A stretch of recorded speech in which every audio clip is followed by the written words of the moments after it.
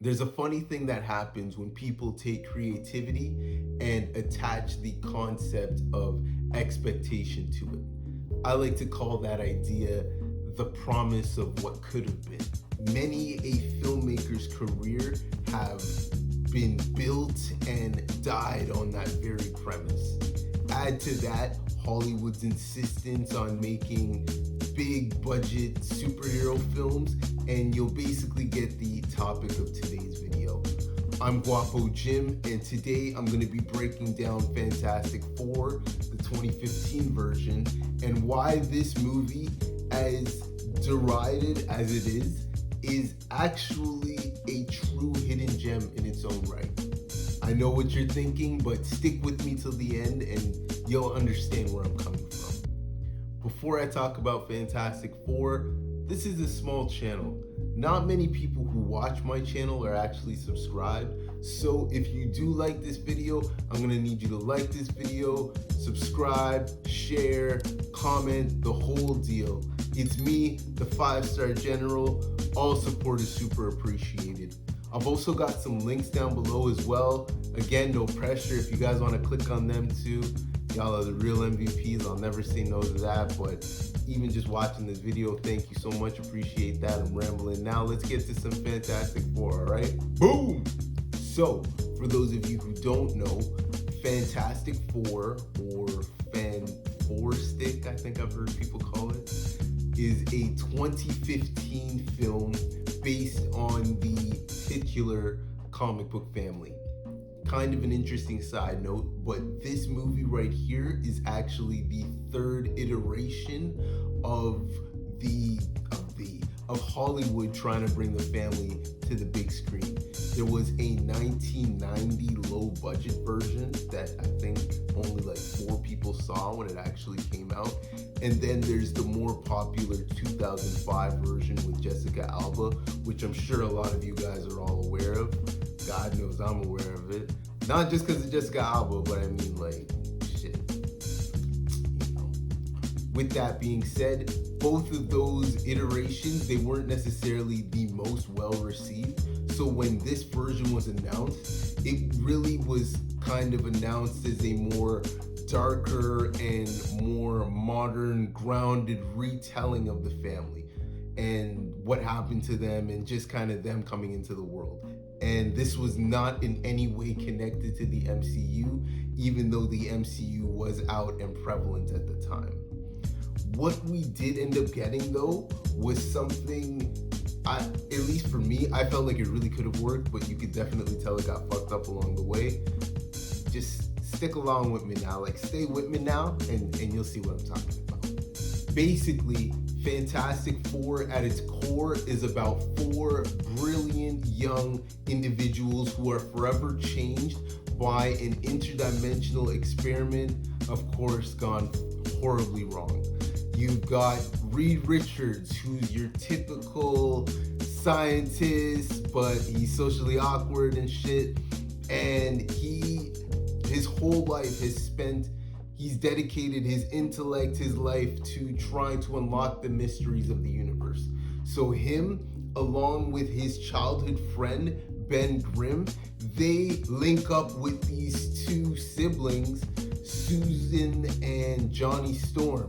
And between the 4 of them, they also bring another guy along on the team named Victor, this next youth named Victor. And between the 5 of those guys, Reed ends up discovering this dimension, and they call this place Planet Zero.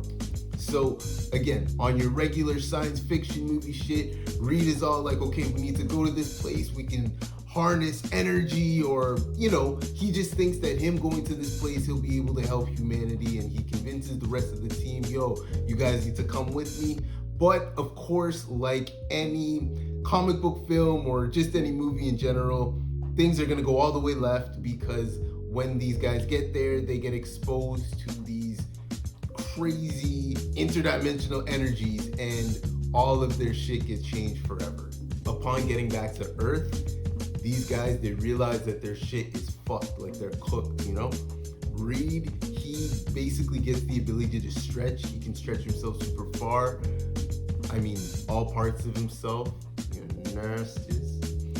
Sue, she gets the ability, she can create force fields, and she can also turn herself invisible. You've got Johnny, who can turn himself into a living flame, he can fly, he can manipulate fire. And then you also have Ben, who to a degree kind of gets it the worst. The other three, they still present as human, but Ben, he's a rock figure, so he, you know, is encapsulated in rock, but he's super strong, he's durable, the whole 9 yards. Basically, as I was kind of alluding to, all of their powers come with a great personal cost, not only physically, but emotionally as well. So while these guys are struggling to deal with, you know, kind of the trauma of their new transformation, they also get caught into this web of government interests, personal conflicts, and they also have the looming threat of a new dangerous foe. Remember their boy Victor from before? I'm telling you. So he ended up getting all messed up from the storm as well, and you could just say that these guys, they're looking pretty doomed, if you will. Hey, what's Guan Slime? If you're watching this right now, I'm gonna go out on a limb here and I'm gonna assume that you like to watch videos about young people with powers coming together to fight for the side of good. If that's the case, Sym-Bionic Titan would be your shit. I actually made a video breakdown about that show and I've left it in the link in the description down below. Do yourself and your boy a favor and check it out. You won't be disappointed still. From a production standpoint, I could honestly make a whole video about this film and all of the behind the scenes production stuff that really happened. But needless to say, just to save you guys some time so you're not here all day, Josh Trank, who was the director of this movie, word on the street has it that he was just a tool. And by that, I mean that he made things super difficult for everybody involved in this film, cast and set alike. Apparently there were allegations of drug use, like my guy was sleeping with guns underneath his pillow, he mashed up the house that they had for him, like it was a shit show, as the kids like to say. It was terrible. And if that's the director on Demon Time like that, it really doesn't set a good precedent for the rest of the set. Needless to say, things didn't necessarily go smoothly. Add to that as well the fact that they casted a black Johnny Storm as well as a black Franklin Storm, and you can obviously imagine that the internet, it was not trying to hear any of that shit. Like, I'm telling you, like, white niggas, they went in, like, they said really disparaging things. It was bad. But when the trailer came out, it shut everybody up, because this trailer, at least at the time, I don't know if it is still currently, but it was the studio's highest viewed trailer at the time. So things were looking kind of good, but all of that goodwill, it kind of stopped there, because once this movie came out, it came out to absolutely scathing reviews, with a lot of people, a lot of critics at least, saying that it was objectively the worst superhero film that ever came out. Damn! And then you've got Madam Web out here like, yo, hold my beer. Damn! I'm kidding. That's really mean. I'm sorry, I stopped. If you do ever want to watch this movie for yourself and see what I'm talking about, see what won, you can find it today streaming on Disney Plus as well as on Prime Video.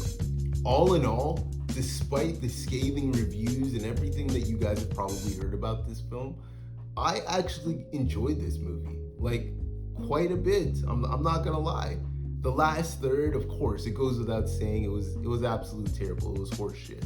But I've come to expect that from movies like this, so I'm not gonna hold that against it. You always hear stories about how directors, they get stifled by movie studios or execs at the studios, that type of thing. And if the rumors are true, I would have loved to have seen a director's cut of this film.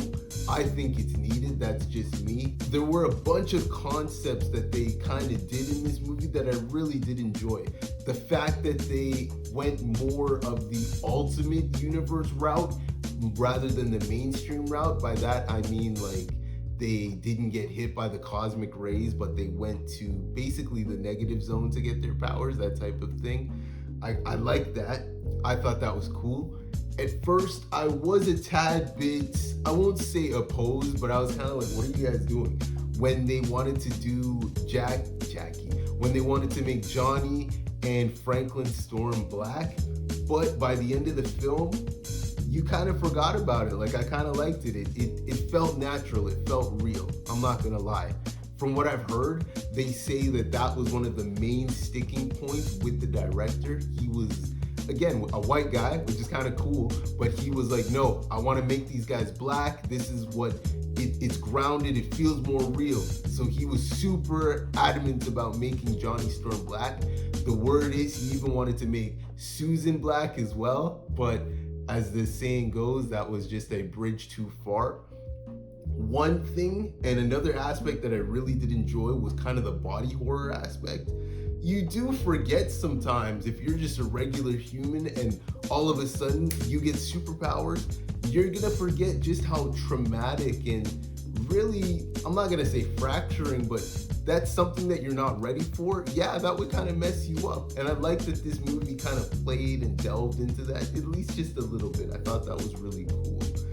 In all honesty, and maybe this is just me, I may be one of just a few people saying it, but I would have loved to have seen if they kept going with this iteration of the Fantastic Four and to see what a sequel would have been or what it would have looked like. It would have been really cool to see what this guy or what this version of like a nihilist would have been. I'm not even gonna go Galactus route because it's too easy. But even throwing like the Puppet Master in that bitch, like, you guys aren't ready for that. You guys aren't ready. I'm telling you, you're not ready for that. Anyway, you guys know me. I'm all about that next shit, and I just wanted to let you guys know why. Fantastic Four, the 2015 film, yes, that one, is actually a true hidden gem in its own right. And I mean that with everything. I mean that with all of me. Check it out and you'll see what I'm talking about. Thank you if you've made it this far. If you're a fan of this type of content, I'll need you to like, subscribe, comment down below on which shows or movies you guys think were true hidden gems. Stay safe until the next time we meet. Later days.